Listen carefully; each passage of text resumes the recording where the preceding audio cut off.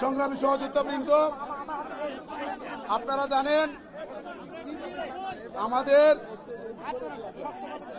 দুপুর 12টায় এখান থেকে খালি থালা অথবা প্লেট নিয়ে বুখা মিছিলের একটি কর্মসূচি ছিল, কিন্তু বাংলাদেশ জাতীয়তাবাদী দল বিএনপির সংগ্রামী মহাসচিব জনাব মির্জা ফখরুল ইসলাম আলমগীর স্যারের সাথে আমাদের একটি মিটিং এর শিডিউল হয় 12টায়।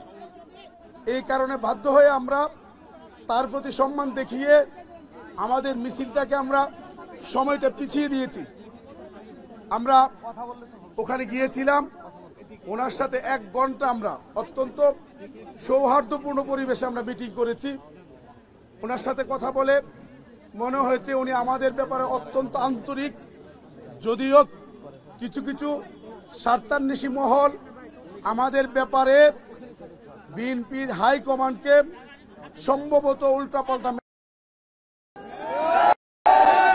আমরা যাওয়ার পরে এই বিষয়টি এখন ক্লিয়ার হয়েছে। আমাদের ব্যাপারে ওনাদের যে কিছু ভুল ধারণা ছিল, এটা ওনাদের আমরা এখানে সরকারকে বেকায়দায় ফেলার জন্য, নির্বাচন পিছিয়ে দেওয়ার জন্য, অস্থিতিশীল পরিবেশ তৈরি করার জন্য এসেছি। আমি তাকে বলছি, আমরা আসার পর আপনি দেখেন আমরা আজকে 7 দিন আছি। আমরা সচিবালয়ে গিয়েছি, 3 ঘন্টা ওখানে অবস্থান করে অত্যন্ত সুশৃঙ্খলভাবে শান্তিপূর্ণভাবে আমার সংগ্রামী সহযোদ্ধারা ওখান থেকে এসেছেন। শাহবাগ ব্লকেট করেছি। শাহবাগ ব্লকেটে যদি আমরা শিক্ষক ছাড়া অন্য কোনো পেশার লোক হইতো আর এইভাবে বসে পড়তে পারতো, তাহলে ওখান থেকে তারা হয়তো দাবি আদায় করতো, না হলে সিন ক্রিয়েট করতো। কিন্তু আমরা কোনোটাই করি নাই। আমরা টিএসসিতে গিয়েছি, মিছিল নিয়ে সমাবেশ করে শান্তিপূর্ণভাবে আবার শহীদ মিনারে এসেছি। আমরা গতকালকে কালো পতাকা মিছিল করেছি। আমরা কদম ফোয়ারায় গিয়ে বিক্ষোভ সমাবেশ করে আমরা আবার ফিরে এসেছি।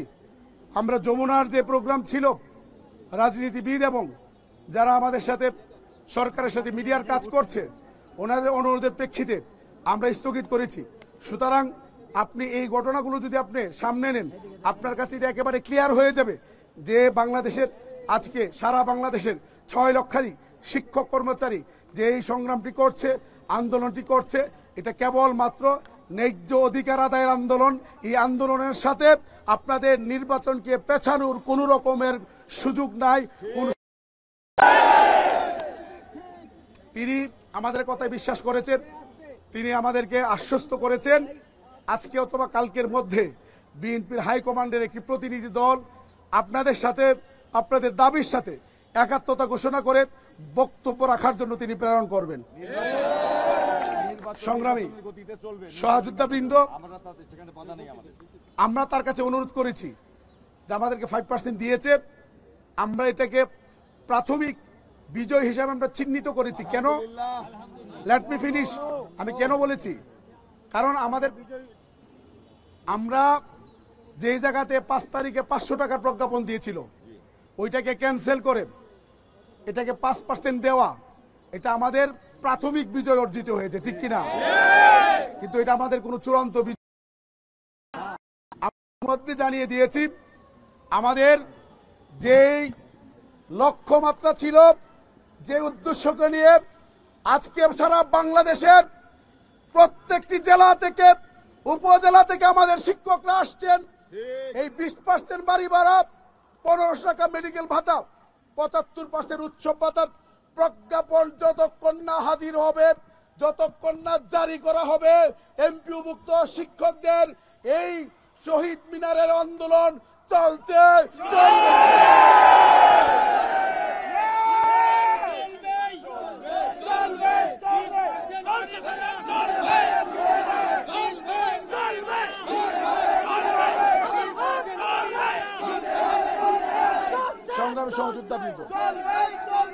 সংগ্রামী সহযোদ্ধাবৃন্দ, আমরা তাকে বলেছি যে আমাদের আন্দোলন একেবারে শান্তিপূর্ণ। আমরা ওনাকে অনুরোধ করেছি যে এখানে টাকা একেবারেই অল্প টাকা লাগে, মাত্র 34 কোটি টাকা, যেই টাকাটি প্রশিক্ষণের নামে রাখা হয়েছে, এটাকে যদি এখানে ট্রান্সফার করা হয় তাহলে আর অন্য জায়গা থেকে কোনো টাকাই আনতে হয় না। আমরা ওনাকে আরো সহজ করে বলেছি, যে 1700 কোটি টাকা যদি হয় তাহলে এই মুহূর্তে 10% দেওয়া সম্ভব, আর পরবর্তী বাজেট থেকে 10 বাস্তবায়ন হবে। কিন্তু উনি বিষয়গুলো বিবেচনায় নিয়েছেন। উনি আমাকে বলেছেন যে আমি অলরেডি ফিনান্স মিনিস্টারের সাথে আমি কথা বলেছি, ফিনান্স অ্যাডভাইজারের সাথে, তিনি শিক্ষা উপদেষ্টার সাথেও কথা বলেছেন, বিভিন্ন মহলেও তিনি কথা বলছেন। আমরা যাব এই তথ্য পেয়ে ডিএমপি কমিশনার ওনাকে অনুরোধ করেছেন আমাদেরকে বোঝানোর জন্য যে আমরা যাতে কোনো বিশৃঙ্খল পরিবেশ তৈরি না করি।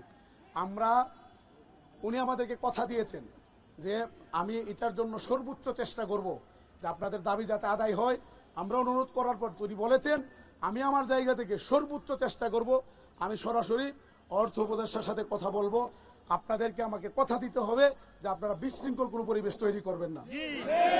আমরা তাকে কথা দিয়ে এসেছি আমাদের এই ন্যায্য আন্দোলন, অধিকার আদায়ের আন্দোলন, বাঁচা মরার আন্দোলন, ডাল ভাতের আন্দোলন, সুশৃঙ্খলভাবে এই আন্দোলন সারা বাংলাদেশে আজকে কর্মবিরতি চলছে। শিক্ষা ব্যবস্থা বিশেষ করে এমপিওভুক্ত শিক্ষা স্থবির হয়ে পড়েছে, কারণ লক্ষ লক্ষ শিক্ষক শ্রেণী কক্ষে ছেড়ে আজকে তারা শহীদ মিনারে প্রতিদিন আসছে। সুতরাং আমরা আমাদের এই শান্তিপূর্ণ কর্মসূচি, কর্মবিরতি এবং এখানে অবস্থান, আমাদের যে অনশন, এগুলো আমরা শান্তিপূর্ণভাবে পালন করব। তবে আজকে আমাদের যে মুখা মিছিলটি আছে, তো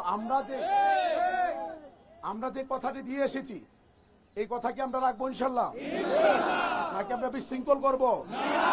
আজকে এই 6 লক্ষাধিক শিক্ষক কর্মচারী পরিবারের সাথে বাংলাদেশের সকল রাজনৈতিক দল এখন বলা যাবে, কারণ যেহেতু জামাত এনসিপি থেকে শুরু করে বিএনপি যখন চলে এসেছে, এখন আর কোন রাজনৈতিক দল বাদ নেই। সরকারকে বলবো আপনারা কিন্তু এই রাজনৈতিক দলগুলোর সমর্থন নিয়ে আপনারা ক্ষমতায় এসেছেন। সুতরাং এই দলগুলো যেহেতু আজকে একাত্মতা ঘোষণা করেছেন, সুতরাং আপনাদেরকে বুঝতে হবে এই দাবি 6 লক্ষাধিক শিক্ষক পরিবারের দাবি না, এই দাবি বাংলাদেশের সকল মানুষের দাবি। আমাদের দাবি মানতে হবে, মানতে হবে।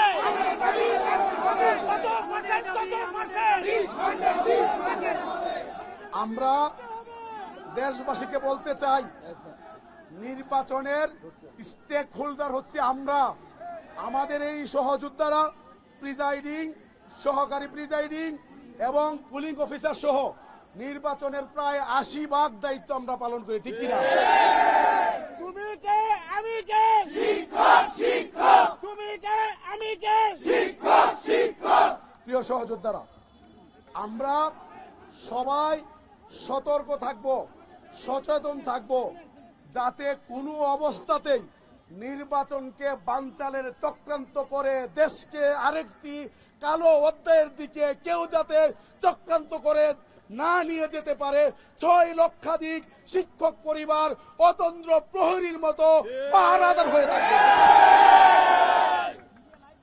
আমি রাজনৈতিক দলগুলোকে বলতে চাই এবং মির্জা ফখরুল ইসলাম আলমগীর স্যারকে বলতে চাই যে আমরা আপনাদের পাশে থেকে আপনাদের রাজনৈতিক দলগুলোকে একটা গণতান্ত্রিক, সুষ্ঠু, সুন্দর, নিরপেক্ষ নির্বাচন উপহার দেওয়ার জন্য অতিথির মতো ভবিষ্যতেও আমাদের এমপিওভুক্ত শিক্ষকরা জীবন বাজি রেখে নির্বাচন করে গণতান্ত্রিক প্রক্রিয়ায় আপনাদেরকে অবিলম্বে মসনদে বসাবে ইনশাআল্লাহ। আমার নেতা তোমার নেতা, আমার নেতা তোমার নেতা, আমার নেতা তোমার নেতা, ভাইরা আমার স্যারের নির্দেশনা মানতে হবে, মানতে হবে, আজিজ স্যারের নির্দেশনা মানতে হবে, ভাইরা আমার। ধন্যবাদ ভাইরা আমার। তবে আমি রাজনৈতিক দলগুলোর কাছে আমাদের অনুরোধও থাকবে, আমরা আমাদের জীবন বাজি রেখে নির্ধারিত সময়ে যাতে হয় এবং গণতান্ত্রিক প্রক্রিয়ার যাতে উত্তরণ ঘটে আমাদের জায়গা থেকে কাজ করব। সুতরাং আপনাদেরও নৈতিক দায়িত্ব হয়ে পড়েছে সবাই মিলে চেষ্টা করে শিক্ষকদের ডাল ভাতের রুটি রুজির এই ক্ষুদ্র দাবিটুকু পালনের জন্য সর্বোচ্চ চেষ্টা করে। আমি জাতীয়করণ প্রত্যাশী জোটের পক্ষ থেকে 6 লক্ষাধিক শিক্ষক কর্মচারী পরিবারের পক্ষ থেকে সকল রাজনৈতিক দলগুলোর কাছে আমাদের আবেদন থাকবে, আমরা আপনাদের পাশে থাকব। আপনারা আমাদের এই দাবিটুকুর ব্যাপারে সর্বোচ্চ শক্তি প্রয়োগ করে আমাদের 20% বাড়ি ভাড়া সহ অন্যান্য দাবিগুলো পূরণের ব্যবস্থা করবেন, সে আহ্বান আপনাদের কাছে রাখতে চাই। আরেকটি বিষয় আপনাদেরকে বলতে চাই, আজকে বিভিন্ন জায়গায় আমাদের শিক্ষকদেরকে বাধা দেওয়া হয়েছে, হয়রানি করা হয়েছে। চাঁদপুরের এসপি 400 শিক্ষকের একটি লঞ্চ, এটাকে সে বাধা দিয়েছে। আমি তার সাথে কথা বলেছি, পরে সে অন্যভাবে আসার সুযোগ করে দিয়েছে। গাজীপুরে ময়মনসিংহ থেকে আসা অনেকগুলো বাস আটকে দিয়েছে। আমি এসপির সাথে কথা বলেছি, তিনি আমাকে বলছেন কমিশনার সাথে একটু কথা বলেন, কারণ এটা তার এলাকা। কিন্তু কমিশনারকে আমি রিচ করতে পারি নাই। সখীপুরে আপনার টাঙ্গাইলে সখীপুরে কোনাবাড়িতে আপনার ওখানে বাস আটকে দিয়েছিল, আমি ওসিকে বলেছি ওখানে ব্যবস্থা করে দিয়েছেন। এইভাবে সারা রাতে আমার ফোন আসছে, বিক্ষিপ্তভাবে বিভিন্ন জায়গায় আমাদের শিক্ষকদের বাস আটকে দেওয়া হয়েছে। আমি আজকে শহীদ মিনারের লক্ষ জনতার সমাবেশ থেকে স্পষ্টভাবে ঘোষণা দিতে চাই, শান্তিপ্রিয় এই শিক্ষকদেরকে যদি বাধা দিয়ে অশান্ত করে তুলেন, বিদ্রোহী করে তুলেন, তাহলে যে পরিস্থিতি তৈরি হবে এই দায়ভার কিন্তু সরকারকে নিতে হবে।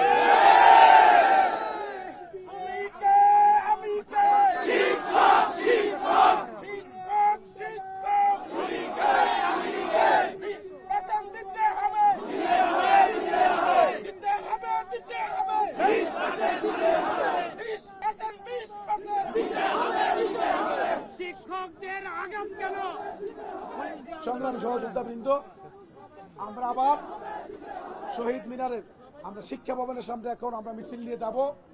কেউ বিশৃঙ্খল পরিবেশ করবেন না। আমি সকলের কাছে জোটের পক্ষ থেকে অনুরোধ, আমি কথা শেষ করি, আপনাদের কি কমন সেন্স নাই? আমি অনুরোধ করব, কোনো বিশৃঙ্খল পরিবেশ আমরা করব না, শান্তিপূর্ণভাবে আমরা যাব। ওখানে বিক্ষোভ সমাবেশ, আমরা শিক্ষা ভবনের যে মোড় আছে ওখানে চতুর্দিকে আমরা অবস্থান নিব, আমরা সমাবেশ করে আবার এখানে আমরা চলে আসবো ইনশাল্লাহ। যেহেতু রাজনৈতিক দলগুলো কথা দিয়েছেন যে তারা শান্তিপূর্ণভাবে তারা কাজ করছেন, আমরা তাদেরকে স্পেস দেব। আরেকটা বিষয় আপনাদেরকে বলি, আমাদের মাঝে কেউ এখানে পরিবেশ খারাপ করতে পারে, সবাই সতর্ক থাকবেন, সবাই ভলান্টিয়ার। উল্টাপাল্টা যে করবে তাকে দরের সাথে সাথে আমরা পুলিশে দিয়ে দেবো ইনশাল্লাহ।